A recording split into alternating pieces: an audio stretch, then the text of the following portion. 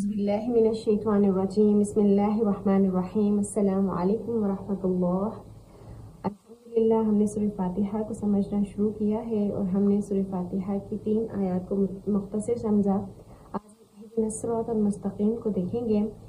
पिछली आयत जो थी इय्याका नअबुदु व इय्याका नस्तईन, जिसमें हमने अल्लाह ताला के सामने एतराफ़ किया था, अल्लाह के सामने कबूल किया था कि अल्लाह हम आपकी ही इबादत करते हैं, बल्कि हम सिर्फ आपकी ही इबादत करते हैं और सिर्फ आप ही से मदद मांगते हैं। यानी अल्लाह ताला को अपना रब दिल से मान लेने के बाद, अपना अल्लाह ताला को रहमान समझ लेने के बाद, अल्लाह को मालिक समझ लेने के बाद और अल्लाह ताला को रहीम समझ लेने के बाद हमारे अंदर से ये एतराफ़ हुआ था कि अल्लाह ताला हम आप ही की इबादत करेंगे और आप ही से मदद मांगेंगे। यहाँ पर जो एक चीज़ आपने नोट करनी है वो है ना। आपने देखा होगा इहदीना, इहदीना, और वहाँ पर भी था नअबुदु, पिछली आयत में नअबुदु, तो यहाँ पर भी न है। और नस्तईन, नस्तईन में भी यहाँ पर नून है।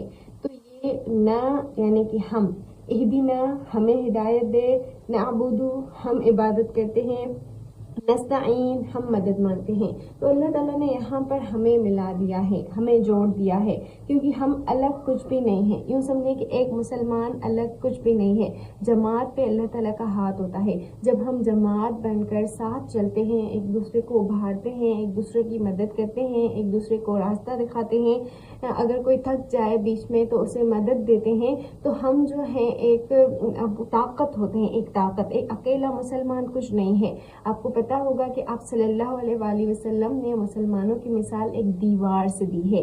यानी कि जैसे दीवार जो है अकेली नहीं खड़ी हुई है, उसमें बहुत सी ईंटें हैं। दीवार ईंटों से बनी है। अगर कोई हम उन दीवार से के बीच में ईंटें निकाल दें तो वो दीवार जो है कमज़ोर हो जाएगी। इसी तरह हम मुसलमान भी अगर साथ में चलें, साथ में, अल्लाह ताला यहाँ पर हमें साथ समझा रहे हैं कि हम मदद मांगते हैं, हम इबादत करते हैं, हमें सीधा रास्ता दिखा, तो हम साथ हैं, हम एक हैं। जैसे आप सल्लल्लाहु अलैहि वसल्लम ने फरमाया ना कि एक मुसलमान जो है उसकी मिसाल एक जिस्म की मानद है। यानी कि जैसे अगर हमारे सर में दर्द हो तो हमारे पूरे जिस्म में बेचैनी, बेकरारी होती है।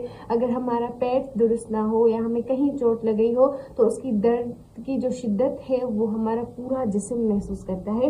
ये भी बिल्कुल उसी तरह है कि अगर कोई मुसलमान, अगर कोई इंसान, अगर हम में से कोई पीछे रह गया हो या वो हिदायत पर नहीं हो, तो हमें तड़प होनी चाहिए कि हम जिसे खुद के लिए अल्लाह ताला से मांगते हैं, जिसे हम खुद अल्लाह ताला के सामने एतराफ़ करते हैं, वैसे हम और लोगों को भी उभारें, वैसे ही हम औरों के लिए भी मेहनत करें। तो यहाँ पर जो हम अल्लाह ताला से मदद मांग रहे हैं, इय्याका नअबुदु व इय्याका नस्तईन के बाद जो हम पहली मदद अल्लाह ताला से मांग रहे हैं वो है इहदिना, हमें दिखा दे। जमा है ये, हमें दिखा दे।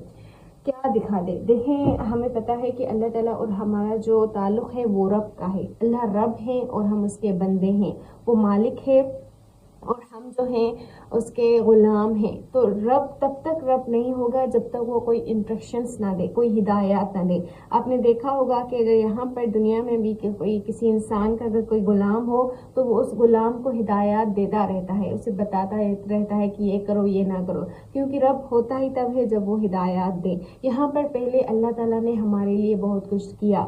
यहाँ पर अल्लाह ताला की हम कर रहे हैं क्योंकि अल्लाह हमारे लिए रहमान है, क्योंकि अल्लाह हमारे लिए रहीम है, क्योंकि अल्लाह ताला जो है मालिक यौमिद्दीन है। तो अब जो है हम अल्लाह ताला से कह रहे हैं कि अल्लाह आपने हम पर बहुत एहसानात किए हैं, आपके बहुत सारे एहसानात हैं, हम तमाम की तमाम आपके लिए है। अब हमें भी बताएं कि हम क्या करें। तो अल्लाह ताला हमें जो राह दिखा रहे हैं या अल्लाह ताला जो हमें कह रहे हैं कि तुम मांगो या जिस पर तुम चलो वो है इहदिना, हमें दिखा दे। क्या दिखा दे? अस्सिरात, हमें सिरात दिखा दे, रास्ता दिखा दे।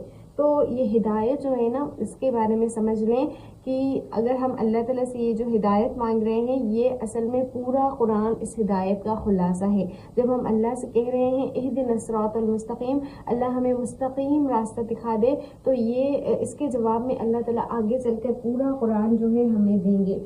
तो تو ہدایت یعنی کہ ہم آپ کی ہی عبادت کرتے ہیں اور اس کے لیے آپ سے ہی مدد مانگتے ہیں، تو پہلی مدد کیا ہے؟ اہدنا، ہمیں ہدایت دے، ہمیں ہدایت دے کہ ہم آپ کی عبادت کریں، ہمیں ہدایت دے کہ ہم آپ سے مدد مانگیں۔ ہدایت دونوں طرح کی ہوتی ہے، پہلے ہم نے اقرار کیا کہ ہم عبادت کریں گے، پہلے ہم نے اقرار کیا کہ ہم آپ سے مدد مانگتے ہیں، اب ہم اللہ تعالیٰ سے کہہ رہے ہیں کہ ہمیں عبادت دیں، یعنی کہ جو ہمارا رب کا تعلق ہمارے رب کا تعلق جو ہم سے ہے وہ اس طرح ہے کہ پہلے ہم کریں گے پھر اللہ تعالیٰ ہمیں کچھ عطا کریں گے نا۔ لیکن جو اور مذاہب ہوتے ہیں نا، ان مذاہب میں کیا ہوتا ہے کہ ان کا جو رب ہوتا ہے، یا دیوی ہوتی ہیں یا دیوتائیں ہوتی ہیں، ان کا اپنے رب کے ساتھ تجارتی ایک رشتہ ہوتا ہے، یعنی کہ رب کو خوش کرنے کے لیے چڑھاوے چڑھاؤ، رب کو خوش کرنے کے لیے بیٹیاں قربان کرو، خون قربان کرو، یہ لڑکی اتنے عمر کی اس دیوی کے لیے قربان کر دو تو دیوی خوش ہوگی اور ہمارا یہ کام پورا کریں۔ آپ نے دیکھے ہوں گے، اگر آپ نے ایسی مثالیں نہیں دیکھی تو آپ کو ضرور بھی دیکھنی چاہیے، کیونکہ یہ آپ کو بتائے گا کہ ہمارا جو اللہ کے ساتھ رشتہ ہے وہ کوئی تجارتی رشتہ نہیں ہے کہ پہلے میں یہ کروں تو پھر اللہ تعالیٰ یہ کریں گے۔ اللہ تعالیٰ ہم پر احسانات کرتے جاتے ہیں، کرتے رہتے ہیں، اور پھر ہم اللہ تعالیٰ سے کہہ رہے ہیں کہ اللہ تعالیٰ اب ہمیں بھی ہدایات دیں کہ ہم کیا کریں۔ ہم یہاں پر اللہ تعالیٰ سے ہدایات مانگ رہے ہیں، اور اس ہدایت کے لیے اللہ تعالیٰ نے ہمیں پورا قرآن دے دیا ہے۔ پورا قرآن یہ اللہ تعالیٰ کی سب سے بڑی نعمت ہے جو اللہ تعالیٰ نے ہم پر دی ہے۔ دیکھیں، ہدایت ایک چیز ہوتی ہے اور ایک چیز ہوتا ہے علم۔ ہم اللہ تعالیٰ سے یہاں پر علم نہیں مانگ رہے کہ اللہ ہمیں علم دے دے۔ علم کیوں نہیں مانگ رہے؟ کیونکہ علم اور عبادت میں، ہدایت میں تھوڑا فرق ہوتا ہے، اس تھوڑے فرق کو سمجھیں۔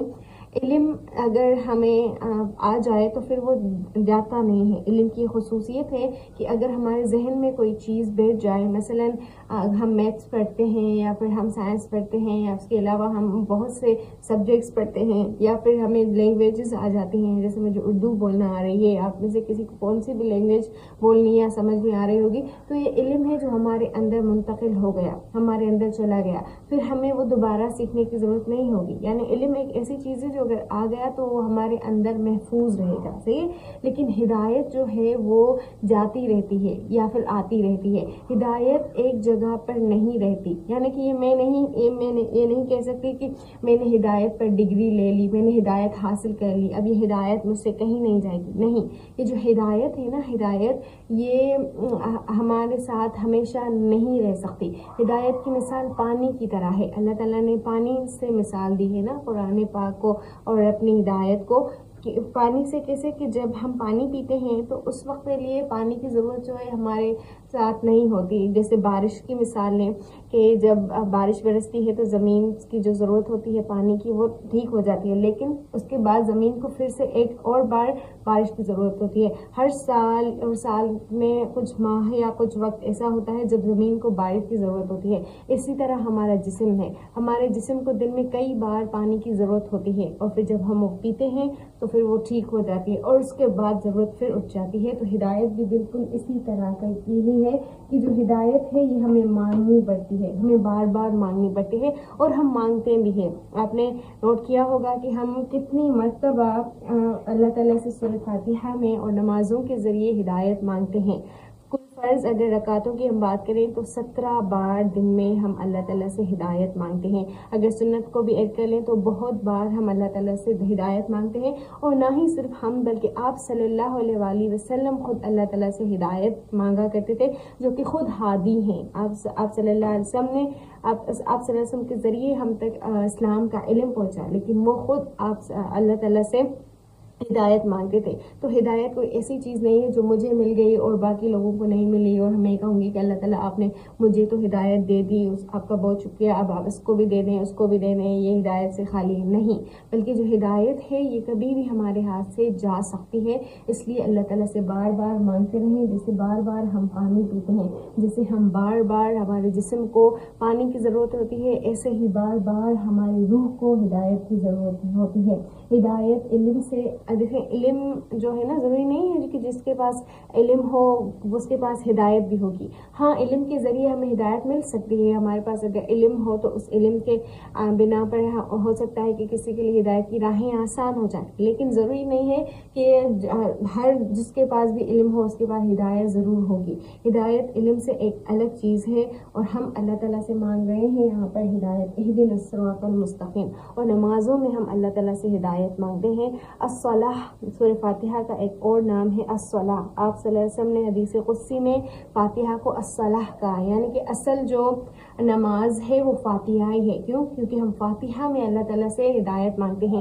ہم اللہ تعالیٰ سے مانگتے ہیں کہ اللہ اگر میں نے فجر پڑھی تو ظہر تک مجھے ہدایت دے دے. میں ان میں کون سا کام کروں، کون سا کام نہ کروں، میں کیا بولوں، میں کیا نہ بولوں، میں کہاں جاؤں، کہاں نہ جاؤں. یہ پوری ہدایات مجھے زندگی کے ہر موڑ، ہر گھنٹے، ہر سیکنڈ، ہر منٹ میں ضرورت میں ہوتی ہیں. اگر میں ظہر پڑھتی ہوں تو عصر تک مجھے ہدایت چاہیے. اگر میں عصر پڑھتی ہوں تو مغرب تک مجھے ہدایات چاہیے، اور وہ ہدایت ہم اللہ تعالیٰ سے مانگتے ہیں. اور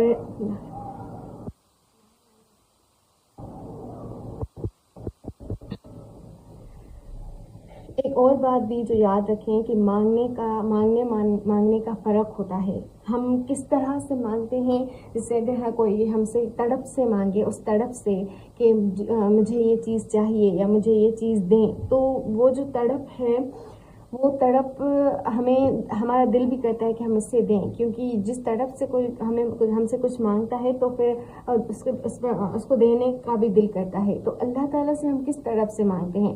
ہم نیند میں مانگتے ہیں، ہم وہاں ہمارا جو خیال ہے وہ کہیں اور ہوتا ہے، ہمارے ذہن میں کئی ہزار باتیں ہوتی ہیں، اور پھر ہم آیت پڑھتے ہیں اہدنا الصراط المستقیم اس طرح کی ہم آواز کرتے ہیں، یا ہمیں خود پتہ نہیں چلتا کہ کبھی کبھی کہ ہم سورہ فاتحہ ہم نے کب ختم کر لی، کب پڑھ لی. تو مانگنے کا بھی فرق ہوتا ہے. اس لیے ہم کوشش کریں کہ ہم پوری دل سے اللہ تعالیٰ سے ہدایت اپنی نمازوں میں مانگا کریں، اور اتنی توجہ سے مانگا کریں، اتنی تڑپ سے مانگا کریں کہ اللہ تعالیٰ بھی ہمیں دے دیں. کیونکہ جب کوئی چیز ہم سے تڑپ سے مانگتا ہے، یا جب ضرورت ہوتی ہے ہمیں کسی چیز کی، تو ہم اس کو اس حساب سے مانگتے ہیں جتنی ضرورت ہوتی ہے. تو ہم اس انداز میں مانگیں کہ اللہ تعالیٰ بھی ہمیں عطا کریں. اور جو لفظ ہدایت ہے، ہدایت اہدنا، یہ لفظ ہدیہ سے بنا ہے. ہدیہ کہتے ہیں تحفے کو، ہدیہ تحفہ. اب ہدایت کو ہدیہ سے کیوں کہا گیا ہے، تحفہ؟ تو آپ اس کے بارے میں سمجھ لیں کہ جو سب سے بہترین تحفہ ہے اللہ تعالیٰ کی طرف سے ہمیں، وہ ہدایت ہے. اللہ تعالیٰ کی بہت سی نعمتیں ہوں ہمارے پاس، مثلا اولاد ہو ہمارے پاس، یا پھر ہمارے پاس جو ہے وہ صحت ہو، یا ہمارے پاس مال ہو، ہمارے پاس مویشی ہو، ہمارے پاس سونا چاندی ہو، لیکن ہدایت نہ ہو تو وہ کسی کام کی نہیں. کیوں؟ کیونکہ جب ہم مر جائیں گے، ختم ہو جائیں گے، تو نہ مال، نہ اولاد، نہ سونا، نہ چاندی، نہ صحت ہمیں کام آئے گی. تو اللہ تعالیٰ کی نعمتوں سے سب سے بہترین نعمت جو ہے وہ نعمت ہدایت ہے، نعمت ہدایت. اور اس نعمت ہدایت کو ہمیں اللہ تعالیٰ سے بار بار اس طرف سے مانگنا ہے کہ اللہ تعالیٰ ہمیں ہدایت عطا کریں. میں اللہ تعالیٰ سے دعا کرتی ہوں اپنے لیے بھی اور آپ کے لیے بھی کہ اللہ تعالیٰ ہمیں صراط مستقیم عطا کریں. اللہ تعالیٰ ہمیں سیدھے راستے کی طرف ہدایت دیں، کیونکہ یہ بہترین نعمت ہے جو اللہ تعالیٰ کی طرف سے ہمیں ملے گی. اور یہاں پر ایک اور بات جو ہے وہ جو سمجھنی ہے وہ یہ ہے کہ جو ہدایت ہے فعل اہدنا، اس میں جو ہدایت فعل ہے یہ 3 پریپوزیشنز کے ساتھ آتا ہے، حرف جر کے ساتھ آتا ہے. مثلا ہم کہہ سکتے ہیں اہدنا الی صراط مستقیم. ہم اللہ تعالیٰ اس طرح بھی یہاں پر ہمیں سکھا سکتے تھے کہ اہدنا الی صراط مستقیم، یا پھر یہاں پر اللہ تعالیٰ ہمیں اس طرح سے بھی دعا سکھا سکتے تھے اہدنا علی صراط مستقیم، اہدنا علی صراط مستقیم. یا پھر اس کو کہنے کی ایک تیسری صورت بھی ہو سکتی تھی اہدنا لصراط مستقیم. لیکن اللہ تعالیٰ نے یہاں پر کوئی بھی پریپوزیشن، کوئی بھی حرف جر استعمال نہیں کیا. تو اس کی کیا وجہ ہے؟ سب سے پہلے ان تینوں میں فرق سمجھ لیں کہ اگر میں یہاں پر الا استعمال کروں تو اس کے معنی کیا ہوں گے، علی استعمال کروں تو اس کے معنی کیا ہوں گے، لی استعمال کروں تو اس کے معنی کیا ہوں گے. اگر میں یہاں پر کہوں یا اگر اللہ تعالیٰ ہمیں سکھاتے ہیں اہدنا الی صراط مستقیم، تو اس کا مطلب ہوتا منزل کی طرف، یعنی اللہ تعالیٰ ہمیں اس راستے کی طرف چلا دیں. یعنی کہ جیسے آپ راستے میں آ رہے ہیں اور آپ کو جہاں جانا ہے وہ آپ کو نہیں پتا، پھر آپ کسی سے انسٹرکشنس لے گئے، وہ آپ کو بتائے گا سیدھا جاؤ، پھر الٹا مڑو، پھر ایک روڈ آئے گا، پھر 2 روڈ آئیں گے، پھر اس طرف جانا ہے، پھر اس طرف جانا ہے. تو یہ یعنی کہ کسی راستے کی طرف بتانا کہ ادھر ادھر ادھر، یعنی وہ پوری انسٹرکشنز دینا. ٹھیک ہے، الہ یعنی اہدنا الی صراط مستقیم، یعنی کہ اس راستے کی طرف جو ہم اللہ تعالیٰ سے مانگ رہے ہیں اس کی طرف اللہ تعالیٰ نے پوری انسٹرکشنز دے دی. صحیح. اور اللہ کہتے ہیں، اللہ یعنی کہ راستے میں جو مشکلات آتی ہیں، اب کسی نے آپ کو انسٹرکشنز دے دی کہ اتنے بورڈ آئیں گے اور اتنے راستے آئیں گے اور یہ سب آئے گا، آپ کو ایک بار کسی نے بتا دیا. اللہ کیا ہوگا کہ جب آپ وہاں جا رہے ہیں تو آپ کو باتیں سمجھ نہیں آ رہی، کوئی بورڈ آ گیا، سائن بورڈ، آپ کو وہ سمجھ میں نہیں آیا کہ اب یہاں سے کہاں جانا ہے، یا ہاسپٹل آ گیا اور اس کے بعد کوئی ہوٹل آ گیا اور آپ کو پتہ نہیں ہے کہ اب اس راستے کے بعد مجھے کون سا راستہ چننا ہے. تو راستے میں کچھ مشکلات آ جاتی ہیں، تو ان راستوں کی مشکلات سے بچنے کے لیے جو ہے اللہ آتا ہے. اللہ اور لی جو ہے یہ آتا ہے کسی کو ہاتھ پکڑ کر اس طرف لے جانا، اس طرف لے جانا. یعنی جب جنتی جنت میں ہوں گے نا، تو وہ اللہ تعالیٰ سے کچھ اس طرح سے کہیں گے اللہ تعالیٰ کو کہ الحمدللہ الذی ہدانا لہذا، اللہ کا بہت شکر ہے، یعنی تمام تعریف ہم اللہ کے لیے ہیں جس نے ہمیں اس راستے کی طرف ہاتھ پکڑ کر ہمیں جنت تک لے آئے، یعنی یہ راستہ ہمیں ہاتھ پکڑ کر دکھایا. تو یہاں پر اللہ تعالیٰ نے الا، علی اور لی یہ تینوں استعمال نہیں کیے. اس کا مطلب یہ ہے کہ اگر اللہ تعالیٰ ان تینوں میں سے کوئی حرف یہاں پر دیتے تو پھر اگر یہاں پر الہ ہوتا تو اللہ اور لی کے معنی نکل جاتے، یا پھر یہاں پر لی ہوتا تو الہ اور اللہ کے معنی نکل جاتے. یہاں پر اگر کوئی حرف نہیں ہے تو ان تینوں کے معنی اس کے اندر ہے. اس کا مطلب یہ ہوگا کہ اللہ ہمیں منزل کی طرف جو ہے ہدایت دے دے، راستہ دکھا دے، یا پھر اللہ تعالیٰ ہمیں جو ہے اس راستے میں جو مشکلات آئیں گی اس راستے کی مشکلات کو ہمارے لیے آسان کر دے. اور اس کا مطلب یہ بھی ہوگا کہ اللہ تعالیٰ ہاتھ پکڑ کر ہمیں وہ مستقیم راستہ دکھا دے. تو آپ سمجھیے گا بات کو کہ یہاں پر اللہ تعالیٰ نے کوئی پریپوزیشن استعمال نہیں کی ہے، ورنہ اہدی جو فعل ہے اس قرآن پاک میں یہ کہیں الہ کے ساتھ بھی آیا ہے، اللہ کے ساتھ بھی آیا ہے اور لی کے ساتھ بھی آیا ہے، لیکن یہاں پہ یہ کسی بھی پریپوزیشن کے ساتھ نہیں آیا. کیونکہ اللہ تعالیٰ خود ہاتھ پکڑ کر مشکلات سے بچا کر اور پھر وہ راستے کی طرف رہنمائی ہماری خود کرتے ہیں. جب ہم اللہ تعالیٰ سے مانگتے ہیں کہ ہمیں ہدایت دے تو اللہ تعالیٰ ہمیں ہدایت دیتے ہیں. تو بنا اللہ ہمیں ہدایت دیں، یعنی بہترین تحفہ دیں اپنی طرف سے، ہمیں بتائیں کہ ہم کیا کریں اور کہاں کا راستہ، کون سی ہدایت، الصراط، اس راستے کی، یعنی وہ خاص راستہ. اب وہ راستہ الصراط کہتے ہیں راستے کو. کون سا راستہ؟ راستے تو بہت قسم کے ہوتے ہیں، مثلا چوڑا راستہ بھی ہوتا ہے اور باریک یا پھر نیرو راستہ بھی ہوتا ہے. اس کے ساتھ ساتھ جو ہے بہت سے راستے ہوتے ہیں نا، تو راستوں کے لیے بھی عربی زبان میں استعمال ہوتے ہیں الفاظ. مثلا سبیل بھی یہاں راستے کے لیے استعمال ہوتا ہے، سبیل. اسی طرح سبیل کے علاوہ طریق بھی استعمال ہوتا ہے راستے کے لیے، سبیل یا طریق. اب ان دونوں میں اور صراط میں کیا فرق ہے نا؟ سبیل کہتے ہیں بڑے راستے کو. سبیل کیسے کہتے ہیں؟ بڑے راستے کو. یعنی کہ اور طریق کہتے ہیں چھوٹے چھوٹے راستے کو جہاں پر لوگ بہت زیادہ چلے ہوں. چھوٹا راستہ جہاں پر لوگ بہت زیادہ چلے ہوں اور چلتے چلتے ان کے جو پاؤں، جو زمین ہے وہ نیچے ہو گئی ہو، یا پھر جہاں پہ لگے کہ یہاں پر پاؤں زیادہ آئے ہوں. تو طریق ایک چھوٹا راستہ جہاں پر لوگ بہت زیادہ چلے ہوں، اور سبیل بڑا راستہ. سبیل یعنی کہ جو چھوٹے چھوٹے راستے ہیں، جب ہم چھوٹے چھوٹے راستوں کی طرف سے نکل کر پھر ہم بڑے راستے کی طرف آئے، اسے سبیل کہا جاتا ہے. ٹھیک ہے، تو چھوٹے راستے اور بڑا راستہ. الصراط کے معنی ہیں کہ ایسا راستہ جس کے بعد کوئی اور راستے نہ نکلے، یعنی صرف ایک راستہ. اس کے بارے میں آپ صلی اللہ علیہ وآلہ وسلم کی ایک حدیث سمجھ لیں. آپ صلی اللہ علیہ وسلم نے ایک بار ایک سیدھی لائن کھینچی اور اس کے بعد کچھ یہاں پر ایسی ٹیڑھی لائنس کھینچی. آپ صلی اللہ علیہ وآلہ وسلم نے صحابہ سے پوچھا کہ بتاؤ یہ کیا ہے. صحابہ نے انہیں کہا کہ اللہ اس کے رسول بہتر جانتے ہیں. تو آپ صلی اللہ علیہ وسلم نے فرمایا کہ یہ جو راستہ ہے یہ جنت کا راستہ ہے، اور یہ جو باقی جو راستے ہیں یہ جہنم کے راستے ہیں. یہ جو باقی راستے ہیں یہ جہنم کے راستے ہیں، جس پر جو ہے ہمیں پتہ چلتا ہے کہ جو جنت کا راستہ ہے وہ ایک ہے، لیکن جو بہت باقی راستے ہیں وہ بہت زیادہ ہیں. سبیل اور طریق بہت سے راستے، یعنی ایک راستے کی طرف چلے پھر دوسرے راستے کی طرف چلیں پھر وہ اور راستہ آ گیا، تو یہ سبیل اور طریق.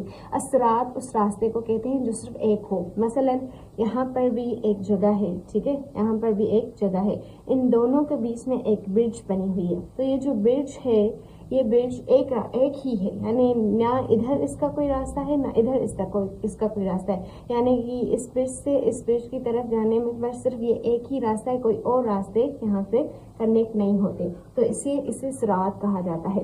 صراط اصل میں صراط اس کو صراط بھی پڑھا جاتا ہے، عربی زبان میں صراط کہا جاتا تھا ایسی تلوار کو جو چوڑی بھی ہو اور سیدھی بھی ہو، چوڑی بھی اور سیدھی بھی. تو صراط کا مطلب ہے کہ چوڑا اور سیدھا راستہ. صراط چوڑا اور سیدھا راستہ، اور طریق یعنی کہ چھوٹا راستہ، اور سبیل یعنی کہ اس سے بڑے راستے. یعنی کہ جو طریق اور سبیل ہیں یہ تمام جو راستے ہیں یہ آ کر صراط پر نکلتے ہیں. یہاں پر آ کے راستے ختم ہو جاتے ہیں. تو لمبا اور چوڑا راستہ یہ صراط کہلاتا ہے. اور مزے کی بات یہ کہ صراط کی جمع نہیں بنتی، صراط کی جمع نہیں بنتی، یہ ایک ہی راستہ ہوتا ہے. ہم اس ایک ہی راستے پر جو ہے چل کر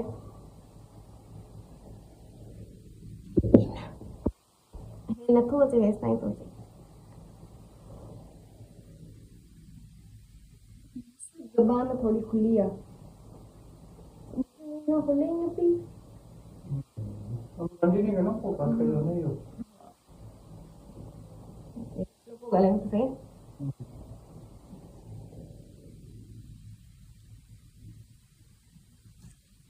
یعنی کہ ہم جو ہیں ایک تو ساتھ میں ہدایت مانگ رہے ہیں. تو یہ جو صراط ہے، صراط یہ ایک ہی راستہ ہے. حضرت آدم بھی اسی راستے پر چلے جو آگے نکل گئے. اس کے بعد جو انبیاء آئے، جو خاص لوگ آئے، وہ بھی اسی راستے پر چلے، اسی راستے پر چلے. کچھ ہم سے آگے ہیں، کچھ ہم سے پیچھے ہیں، کچھ جو ہیں ہمارے ساتھ ہیں. اگر بیچ میں کوئی گر گیا یا بیچ میں کوئی بیٹھ گیا تو ہم ایک دوسرے کی مدد کریں گے، ایک دوسرے کو اٹھائیں گے. یعنی ایک ایسا راستہ ہے جس پہ ہم ساتھ چلیں گے. پھر اگر کوئی آخر میں آ کر ملے، پھر اگر کوئی سب سے پہلے چلا جائے، کوئی پہلے نکلا ہو کوئی بعد میں نکلا ہو، لیکن بعد میں جو نکلا ہو وہ آگے نکل جائے، اس سے کوئی بھی سروکار نہیں ہے نا. اصل جو منزل ہے ہماری وہ راستہ ہے. یہاں پر اللہ تعالیٰ نے منزل نہیں بتائی، راستہ. ہمیں راستے کی ہدایت ہے. جب ہم کسی سے ہدایت مانگتے ہیں نا تو ہم راستے کی ہدایت نہیں مانگتے، ہم منزل کی ہدایت مانگتے ہیں. لیکن یہاں پر یہ اللہ تعالیٰ نے ہمیں ایک عجیب دعا سکھائی ہے جس میں ہم منزل نہیں بلکہ راستہ مانگ رہے ہیں. یعنی کہ اگر منزل نہ بھی ملی، راستہ ہی مل گیا، اگر اسی راستے میں موت آ گئی، اسی راستے میں ختم ہو گئے، تب بھی ہم سیدھے راستے پر ہیں، چاہے منزل تک ہم پائیں یا نہ، منزل کو ہم حاصل کریں یا نہ کریں. یعنی کہ ہماری منزل جنت ہوگی یا اللہ کی رضا ہوگی. تو ہم نے یہاں پہ اللہ تعالیٰ نے ہمیں یہ دعا نہیں سکھائی کہ اللہ ہمیں ایسی منزل عطا کر جو ہمیں آپ تک پہنچا دے، یا پھر ایسی منزل جو جنت تک پہنچا دے، یا ایسا راستہ جو جنت تک پہنچا دے. لیکن یہاں پر اللہ تعالیٰ نے ہمیں صرف یہ کہا کہ اللہ مجھے مستقیم راستے پہ چلا دے. یہ جو الصراط راستہ اور المستقیم اس کی صفت ہے، اس کی صفت. یہ راستہ کون سا ہے؟